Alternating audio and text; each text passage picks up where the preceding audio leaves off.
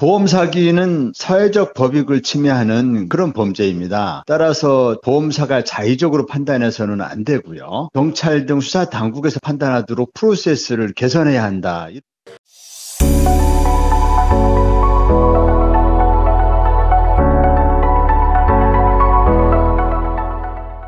심각한 사회 문제로 떠오르고 있는 보험 사기. 금융당국은 물론이고 보험사들도 팔을 걷어붙이고 나섰는데요. 그러다 보니 자체적으로 보험 사기를 적발하는 경우도 부쩍 늘었습니다. 그런데 정작 보험 사기를 적발하고서도 수사당국에 넘기지 않고 쉬쉬하는 경우가 많다고 합니다. 왜 그런 건지 류정현 기자가 단독 취재했습니다.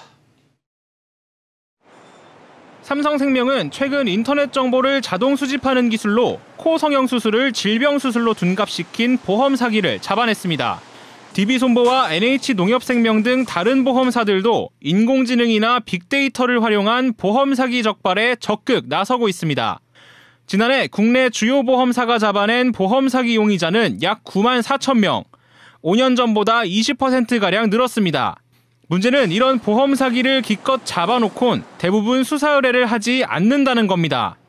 지난해 보험사들이 직접 적발해 수사를 의뢰한 보험 사기 용의자는 1만 3천여 명에 불과합니다.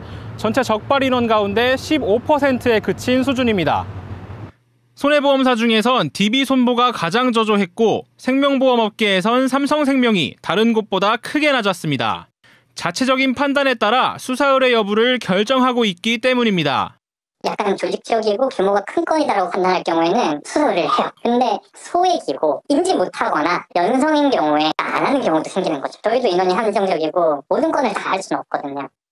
하지만 보험 사기가 명백한 범죄임에도 보험사 입맛에 따라 수사당국에 신고를 하지 않는 것은 문제가 있다는 지적입니다. 보험 사기는 사회적 법익을 침해하는 그런 범죄입니다. 따라서 보험사가 자의적으로 판단해서는 안 되고요. 경찰 등 수사 당국에서 판단하도록 프로세스를 개선해야 한다. 지난 6년간 국내 보험 사기 적발 금액은 약 5조 원에 육박하는데 피해는 고스란히 소비자에게 전가되고 있습니다. SBS 비즈 류정현입니다.